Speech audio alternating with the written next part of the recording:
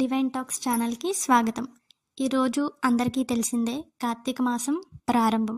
కాబట్టి మన ఛానల్లో కార్తీక పురాణం అధ్యాయాలు రోజు వీడియోల రూపంలో అప్లోడ్ చేయబడతాయి. మొదటి రోజు పారాయణం. పూర్వం నైమిషారణ్యమునకు సూత మహర్షి రాగా ఆయనను శౌనకాది మునులు సత్కరించి సంతుష్టుణ్ణి చేసి కార్తీక మాస మహత్యమును వివరించమని కోరారు. సూత మహర్షి వారి కోరికను మన్నించి వారికి కార్తీక పురాణ మహత్యమును ఈ విధంగా చెప్పసాగారు. జనకుడు వశిష్ఠుడిని కార్తీక వ్రతధర్మాలు అడుగుట.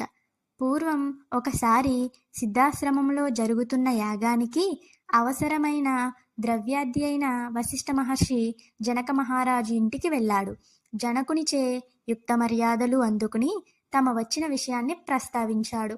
అందుకు జనకుడు ఆనందంగా అంగీకరించి, ఏ మహర్షి, మీ యాగానికి ఎంత ద్రవ్యం కావాలన్నా నిరభ్యంతరంగా ఇస్తాను. నాకు మహాపవిత్రమైన కార్తీక మాస మహత్యం గురించి వివరించండి అని అడిగాడు. వశిష్ఠుడు జనకునికి ఈ విధంగా చెప్పారు. జనక మహారాజా, పూర్వజన్మలో ఎంతో పుణ్యం చేసుకుంటే గాని ఈ మహాపవిత్రమైన కార్తీక మాస పురాణ మహత్యం వినలేము.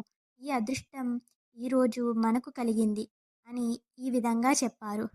జనక మహారాజా, ఏ మానవుడైనను కుల మత భేదం లేకుండా కార్తీక మాసంలో సూర్యభగవానుడు తులారాశియందు ఉండగా వేకువజామునే లేచి కాలకృత్యాలు తీర్చుకొని స్నానమాచరించి దాన ధర్మాలు పూజలు చేసినచో ఆ పుణ్యం అమోఘంగా ఉండును.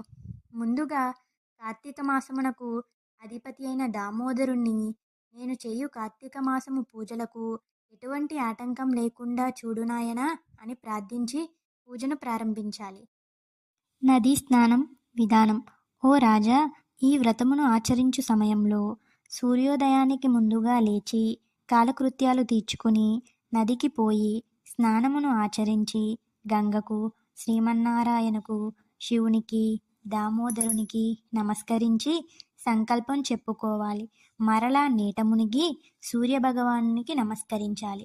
పితృదేవతలకు క్రమ ప్రకారముగా 3 దోసిళ్ల నీటిని గట్టుపై వదలాలి. ఇంటికి వచ్చిన తరువాత దేవుణ్ణి పూజించి కార్తీక పురాణం చదవడం వినడం గాని చేయాలి. ఆ రోజు సంధ్యా సమయంలో తులసి చెట్టు వద్ద గాని, శివాలయం వద్ద గాని, విష్ణు ఆలయం వద్ద గాని దీపాన్ని వెలిగించాలి. మీ స్తోమతను బట్టి ప్రసాదం సమర్పించాలి. ఈ విధముగా చేయడం వలన ప్రస్తుత జన్మలో చేసిన పాపములకు విముక్తి పొంది మోక్షముని పొందుతారు. ప్రథమ అధ్యయన పారాయణం సమాప్తం.